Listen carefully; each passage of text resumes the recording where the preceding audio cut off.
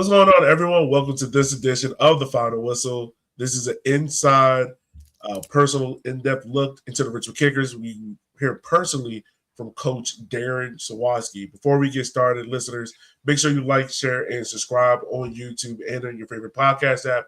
And if you want to donate to our podcast so we can keep bringing you great episodes like this, you can do so at rivercity93.com/ko-fi.com. Again, that is rivercity93.com/ko-fi. With all that out the way, Coach Sawatzky, pleasure to have you back on the show. I look forward to doing these shows with you now. We get to talk every once a month. It's been a while. So you know the question I always got to ask you. Did you take any vacation time at all? I went hunting with my son and my son-in-law. The rest of the time I spent building a team for this year. All right. And we're going to talk more about that team and all this year. Were you, I think you told me last year, were you hunting moose? Was it moose or elk? It was deer. We hunted deer this year. As you can tell, I am not a hunter. I'm a true city boy. That's okay. There's nothing wrong with that. And also some interesting news that came up as well. Coach Sawatzky, you are the last and also the longest tenured coach in USL League One currently right now, but also the last coach from that 2019 year, still coaching in the league. Just a quick reflection from you. How does that make you feel, and just on the personal achievements, the ups and downs that you've been through so far in your career? Yeah, I'm grateful, to launch a league and, be able to win a trophy in the league, and this year to transfer a player like we said we would on a major European transfer. These are all things where the league's growing, and I'm really grateful to be a part of that. And the league's changed exponentially and continues to change. So it's going to be really interesting to see where it goes with Pro Rel and everything that's going to happen. But I'm very grateful. I'm humbled by it. I know it's very rare, and even though some people like me and some people don't, it's all part of the business, man. Yeah, I mean, we'll talk about Pro Rel another time. We just get more fleshed out details about that, but let's focus on the game that happened on hand. AV Alta, a 1-1 game where we kind of saw what the new look, the 2026 Richmond Kickers were going to look like this year. First of all, Coach, I got to ask you this. What jersey is your favorite? Is it the red triple crossing kit or the blue Gimme Liberty, Gimme Death kit? I like the blue one. Okay. Give me Liberty or Give me Death. I like the history behind it, and I'm a Liverpool fan, not an Arsenal fan, and I think that the red jersey looks a little like Arsenal, but I think they're both amazing. Our front office did an incredible job of both jerseys are really, really cool. All right. Now, speaking about AV Alta, this is a game that you guys look to play very complex defensively as the way how things were going. I want to ask you this. How important was it for the group to stay disciplined and limit clear chances on goal against a possession-heavy team such as AV Alta? Yeah, let's take a step back and really talk about why we played the way we did there. The preseason that you do in Richmond, Virginia versus the preseason that you do in California are apples to oranges. It's not an excuse. I'm not going to complain. We went in there, and to be honest with you, the foul called on Landon Johnson, Desduenas was already going down before he even got in the box. If it was a foul at all, which I don't believe it was, it's not a penalty kick. So we actually could have taken all 3 points there. But what I would say to you is it was a game plan based on our preparation. We're still coming out of preseason. Like, we're still in preseason mode. We're still growing. We weren't able to do a complete week outdoors the entire preseason. It snowed here 4 times in January and February. We spent the majority of our time at a place called Sports Reality, which is about half the size of a football field up in Mechanicsville. And we're grateful and happy that they took care of us and we were able to train there. But we're not there yet. We got a ways to go. We got a couple guys dinged up just because of that preseason. So we're happy to go there. They're a good team, good home opener for them. So it was good to get out there and get something out of it. Now, of course, like you said, it was a good game for you guys, but Richmond did score early. Josh Kirkland on a breakaway goal right off of a set piece that you guys controlled and played long. How did that goal change the approach for the rest of the game, if it did at all? And how impressed were you to see Kirkland and the rest of the team make that goal kind of came out of nothing? Yeah, I don't, come out of nothing's an interesting comment. I would tell you that things that you work on when you counterattack out of a team that has heavy possession. Jan made some massive saves for us, but that's his job. Kirky counterattacked and kept the pressure on that play and was able to find a goal, not dissimilar to Landon's goal up at Westchester last year. So it wasn't something that we haven't trained. It was definitely something. It was great to get a goal. It didn't change really our game plan. As the game went on, we found more of the ball and we were able to create more in the second half, all by design. We knew we needed to stay in the game. They're flying. Alta is in good form. They've had a good preseason. They had a huge crowd, home opener. It all set up for them, and we were able to get something out of it. Yeah. I mean, you talk about that second half. Obviously, you guys were able to get the ball a little bit more versus the first half where, possession seemed to break down a little bit. You guys were a little bit more defensive, getting stuck in. What was the message like on the sideline or even going into halftime to keep the group organized, to make sure AV Alta, even though they have like thousands and thousands of passes and, if you talk about any team in USL League One that is married to a system is AV Alta with that possession-heavy system. What was that message like going into halftime and on the sidelines? That we were exactly where we wanted to be. I don't know if there was a huge message change or a whole lot of vocality in any type of coaching. We had prepared for it. We went in doing almost exactly what we said we would do. Again, I think it's unfortunate that penalty got called because, Jan made some big saves, like I said, and the guy stuck to the game plan. So, Tyler had a chance on that header that Mujib crossed. Landon got in with a left footer. So we had looks. I mean, they had way more shots on goal, but the majority of their shots were from outside the 18, which was also by design. So I was proud of the guys. Our messaging didn't change from training the week prior.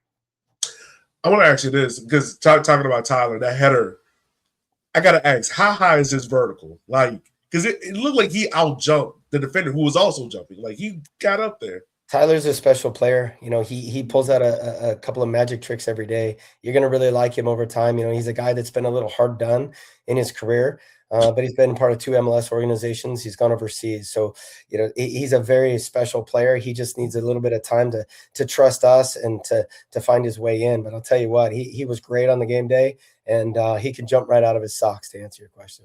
Yeah. Now, the second half, I talked about it in the podcast. I credit your ability to go into halftime, and it just seemed like what it seemed like in the first half was this team was very amped up. Yeah, it was defensive, but the play kind of broke down in the midfield, kind of releasing that pressure. Second half, it seemed like you went in there, kind of calmed down the boys a little bit, and they were able to release that pressure and have more attacks going forward. I know you're not going to go in depth and let us, behind the curtain and let us know the adjustments made, but how impressed were you with your team's response in the second half, knowing what they were going up against? I'll say 2 things. One, this group is a very willing team. We've had a lot of great players and a lot of great people here, but we were very, very particular in how we chose this roster. They are all willing to do the work. They're not going to get outworked in any game, so they were willing to do that. And then secondly, they knew that as the game went on that there would be more time, there'd be more opportunity for them, and they just stuck with the game plan. The second part is it's a player-led locker room. I'm the coach and they follow my game plan and they adjust for me, but the reality is they're all together. So even if it's not going well, it's going to not go well together. This group is really, really tight-knit that way, even as early as it is in the season. Yeah. And a player that you've been mentioning, if you shout him out as well, is John Flynn. This is a quick stat. I don't know. You probably do know this because you're the head coach, but he is I think he has the most saves on his debut in your tenureship. That's accused Akira Fitzgerald, James Nett, and a couple others. He has 6. Out of those 6 is impressive. You hope he doesn't have to make that many saves a game because you guys are keeping clean sheets and things like that. For your perspective on the field, what did his performance mean to the team? Confidence defensively, especially with the center backs and everything. Look, Elliot, we identified him last summer. We worked really, really hard to bring him back overseas. We knew that we needed a veteran goalkeeper like that. And he'll tell you too that, it isn't an anomaly. He does this every day in training. He makes big saves, and we know we needed him to in this game. Again, as I said to you, not to get too much into the weeds, but the majority of the shots that he had to make saves on were outside the 18-yard box. Yeah. I take both Jan and James Snedden to make those saves. He did make a couple close range. This is early doors for us, but he's here to do that for us and make those saves. So I think it just builds. You asked what it did for the team. I think that what it does is it just builds on what we already know is here. He's going to get better. The backline cohesiveness is only going to get better. And that bodes well for games coming up. Yeah. Another player, you guys, right before the season started, made a surprise move. Unfortunately, with Tormenta closing up shop for the year for reasons, and we hope to see them back coming soon.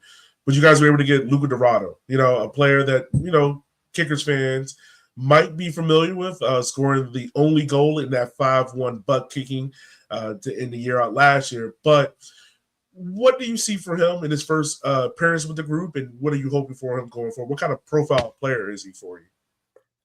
Dourado is a guy that we wanted to get in the off season, but we didn't necessarily, we couldn't outbid teams, right? He went to a place, and that's what players do, and that's great. When he became available, we had saved a couple of roster spots, trying to find the right players. And we couldn't find them for the budget and stuff that we had, so we stayed stubborn and we stuck with it.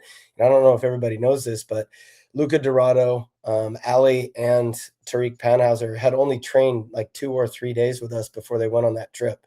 Mm-hmm. So they're brand new to us. So yeah, it's unbelievable to have them here, but they're a week now. They're a week and a half into being part of our club. So we're happy to have them here, but we still got a long ways to go. Yeah. Also, this team was out, Darren Espinal, Neil Soyford, and I believe Ethan Coast. How, when you get those players back to health and have them part of this starting 11 or this core 18 you have, what can fans expect from the totality of the team being healthy and raring to go? Well, Nils Soyford is a good general. He's good in possession. He's good with a final pass. Darwin Espinal is a special goal scorer who can create on his own, and Ethan Cost locks things down. We didn't have a ton of possession in Alta, and we didn't expect to, but when you add Nils Soyford back into a midfield, you're going to keep more of the ball. You add Darwin Espinal to a front line, you have a more dynamic attack. You have better chances. So these things are all only going to help us, and iron sharpens iron. So they're all back very soon. Yeah. Now, one of the teams that you guys pull players from that I was very excited to see from USL League 2 was Vermont Green. And you guys added Owen O'Malley, and then from Portland Hearts of Pine, you guys added Sean Vinberg, 2 guys that started for you. How important are those type of physical midfielders and center backs to your performance? I mean, to your system and how you want to play? Look, Owen's a personality. As you get to know him, you're going to love him. He's a great kid. He's another guy that's been a little hard done by in his career. I've known him for a while, and the stars aligned to be able to grab him. I'm super excited for him. He can play a multitude of positions. He's a veteran guy, and he's very, very hungry and gritty. He wants to get it done, and he was great on Saturday. He did his role for us and worked to do some special things. Sean Vinberg was on a very good team in Portland last year. He's a veteran guy who's been around. He's a great communicator, good veteran pro. We needed some of that on the back line, just based on what's happened over the last couple of years. We needed a veteran guy in there, and he and Sam Layton, I thought, were excellent in the game. They're a massive improvement for us and the center back spot, even for the last few years. So both veteran guys, very, very helpful. All right. Now, with all that being said, we have an upcoming game on Wednesday. So no game this weekend, but on Wednesday, March 17th, you guys will be playing again in the U.S. Open Cup. Now, this is a familiar opponent for you, a team of which that you played in that great season of 2022, Nova FC. How does preparation for a knockout competition like this not only differ from regular season league matches, but then also how do you prepare for a team where there might not be any tape on them or any idea of what this roster may look like? Well, first, cup games are cup games. We saw last year we underachieved against a team that had loaded up with a bunch of former pros, and we didn't get through to the next round last year, and that's not good enough. Obviously, we want to win the game. It's on Tuesday, not Wednesday, but we have an idea. The 22 game against them, it leaves a real bitter taste in my mouth because Johnny Bolaños got targeted. A guy went through him and broke his collarbone, and it was just a real cheap game. Our boys, this gritty bunch, will be prepared for that type of coaching, and we're excited to launch the game at City for sure. All right. And also, I mean, as you said, Cup games are unpredictable, right? Last year we played Virginia Dream, got upset at home in a game to your own words that was just unacceptable for this club. For you, what are some of the key things for this group of players to do well to advance to the next round and stay strong in this competition? We need to build on what happened at Alta. Mm-hmm. We'll be defensively sound. You won't see us as much in a low block, but the reality is we're going to defend well. We're going to add to that things that we've been working on. Again, like we're coming out of our preseason phase. But this game is really about us. When you play against League One teams, you scout them, formation, players that can hurt you, all of these things. Tuesday will be more about us executing on what we're trying to do heading into this season rather than worrying about what they have. I mean, we'll account for it once we know, but the reality is Tuesday night's all about us. Obviously, Cup games, some players, some coaches might look at it for a little bit of squad rotation. Although it's early in the season, how do you balance giving opportunities to players while still putting out that competitive lineup? How do you balance that?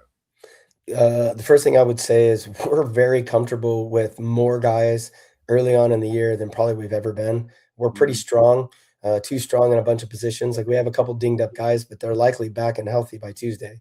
Yeah. So we'll see how the training goes. Truthfully, there could be different guys. It could be the same guys, but the guys that come in, there's no rotation to get guys minutes. There's none of that. It'll all be about winning the game. Yeah. And I mean, look, we're all going to be there excited. I think the Red Army is ready to go to be there. Obviously, with the game on the 21st, you got FC Naples, so it's going to be a very, very much anticipating week for the Kickers fans to get back to City State, especially in the red corner. When we talk about roster construction, and you mentioned before, you got a gritty bunch. You got guys that have very competitive, guys that come from winning cultures. Coach, I would tell you probably listened to the pod, you heard me.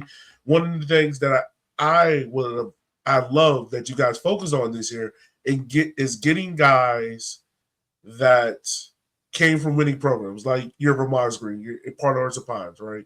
Those programs where they've seen winning, right? Because as my old football coach used to say, it doesn't matter how you lose. Essentially, losing sucks. Mm-hmm. So when you look at this overall roster this season, there seems to be a balance between defensive solidity and players who can break quickly on the counter. Was that a deliberate focus during the recruitment process? Well, let's start with the coaching staff. We went and grabbed Evan Munn a year and a half ago. He came from Oregon State right after making a Final Four in college soccer. He's a former kid who played for me with the Seattle Sounders, won multiple trophies up there with us. And then grabbing Brian Ownby is a godsend. He's a local guy who's won everything. I mean, when Brian talks, the players listen because why wouldn't you? Played for Houston and MLS, then he played at Lou City where – they're the model USL franchise. They've won everything you can win, and they continue to do so. So adding those two guys, it's a winning coaches room. Then you're starting to add players. Absolutely. I would expand on the gritty, the hungry, the group. They're not just defend and counter guys. They certainly have the ability to do that. But this team will also have the ability over time to do what they want to do with the ball. It takes time. It's a pretty new group. But just, you saw it all to what we're capable of if we have to make it that type of game. We're going to work to make the game more romantic. But the reality is this year for me is about putting points in the table. Yeah.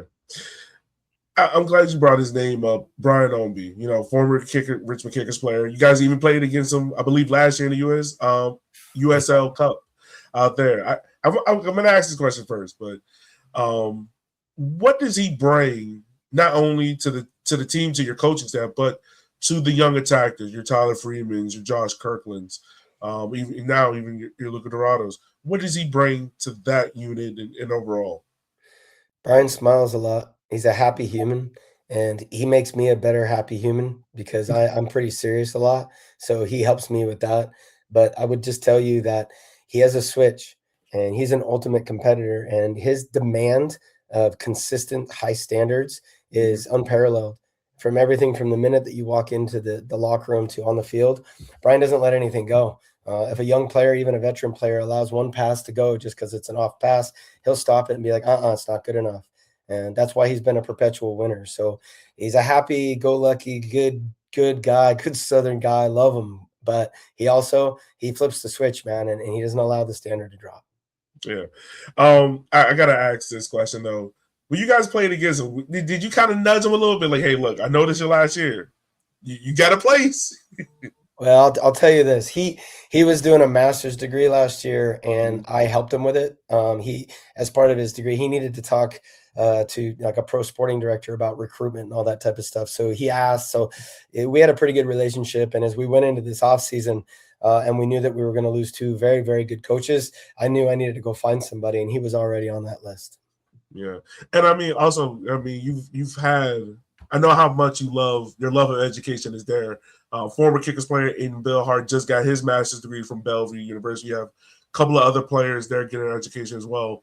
We don't have to spend long, but I just want to get your thoughts on it. How important is it for athletes, especially at this level, to keep pursuing their education and pushing themselves? We have 5 players currently on our team that are in the Bellevue programming, including Darwin Espinal, who's not a spring chicken. He's still a young guy in general, but to start his college pathway now is pretty awesome. We obviously utilize the Bellevue thing with our younger players as an alternative to going to college. It's such an incredible opportunity that the USL allows players to get a college education as part of the programming. So come on, be a continual learner your whole life. And you'll be blessed and you'll be happy. If you start thinking you know it all, then you're pretty much going to find the door pretty quickly.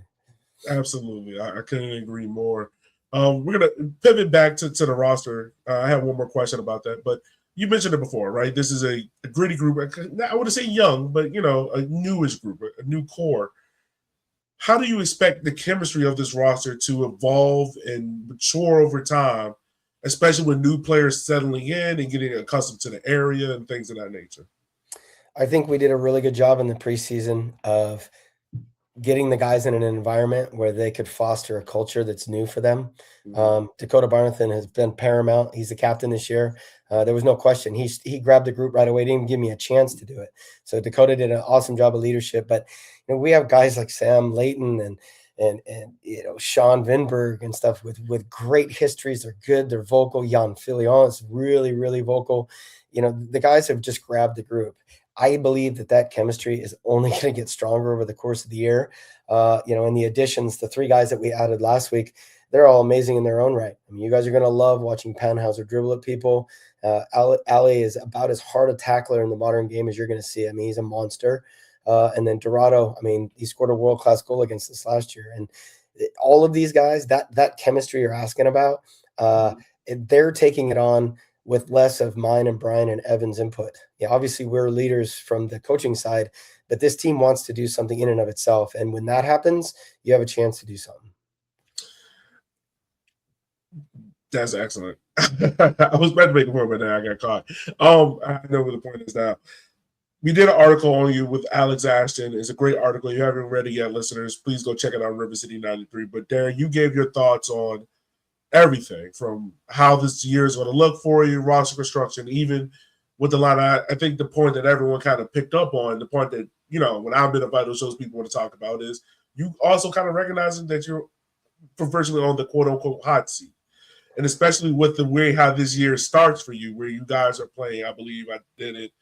5 out of the teams you're playing were playoff teams this year, especially you got 2 back-to-back away games against a team that played for the USL Championship, League One Championship title, and one notch in Spokane to start the year with.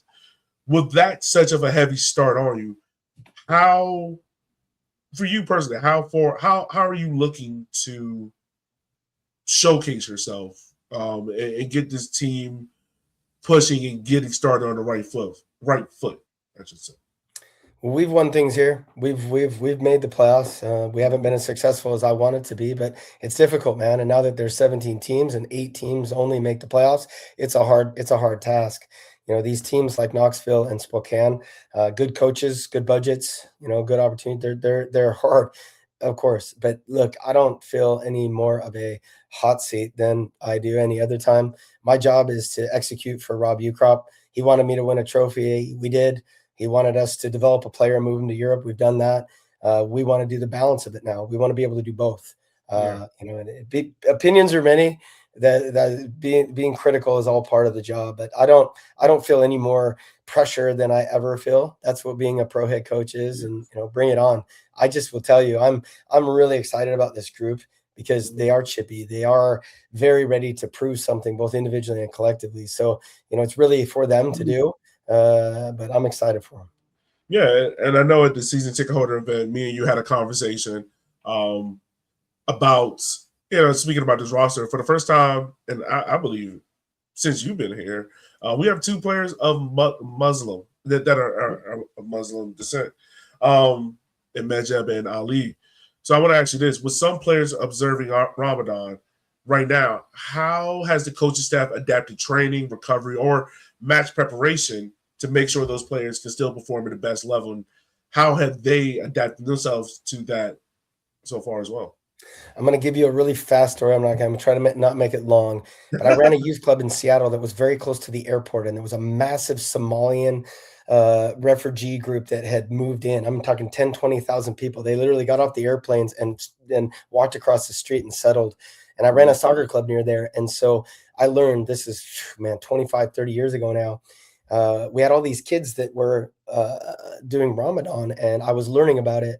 And what we figured out was you couldn't eat from dawn to dusk.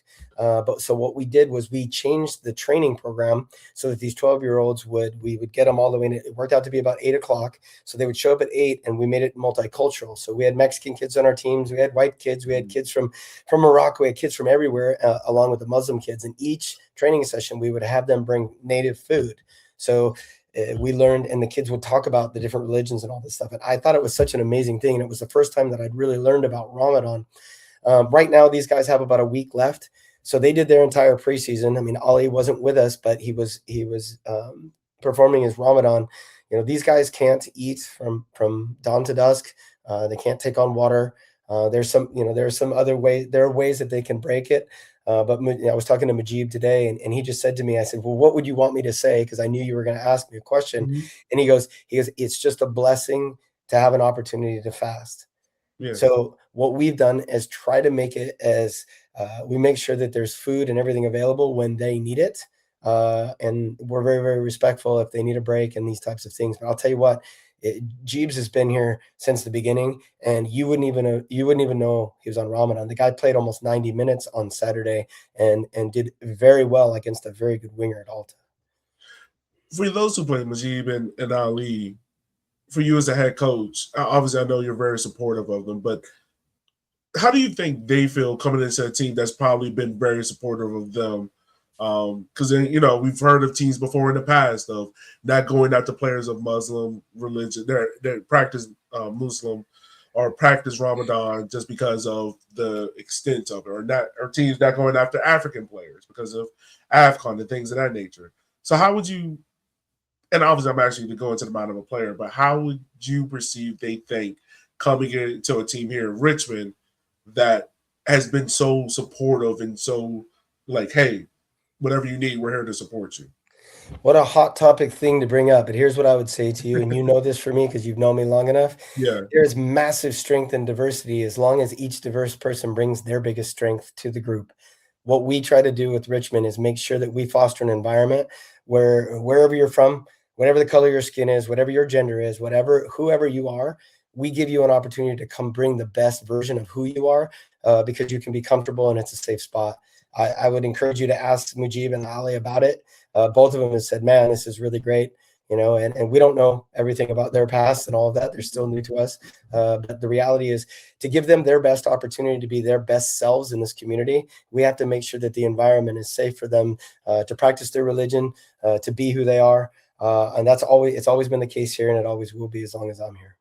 Yeah, most definitely. The only knock I have against Majib is that he's from Houston, Texas. But I found he's a Green Bay Packers fan. So that's about it. That's about it. But Coach Sawatzky, we look forward to this year, obviously having these conversations with you, but also cheering you on the 17th and the 21st. You guys play against Nova FC and FC Naples, respectively. Any final words from you before we close out today's episode? I would just tell everyone to support these new players.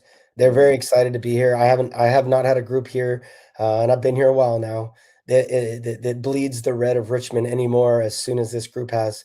And there are guys like Dakota that have been around for a while, but the guys that are in are every bit as bought into this. I mean, this group is exciting. They're going to need a little bit of time, but we're excited for the week coming up. All right, guys. As always, Coach Sawatzky, we just want to say thank you for taking the time out of your busy schedule for chatting with us. Listeners, as always, you can stay up to date with everything Richmond Kickers on rivercity93.com. And if you would love to support the podcast, you can do so at rivercity93.com/Ko-Fi. Again, that is rivercity93.com/Ko-Fi. For Coach Sawatzky and myself, we will holler at you guys in a month where hopefully we are talking about a whole bunch of wins and all the good times there in City Stadium. With all that being said, be easy and be safe.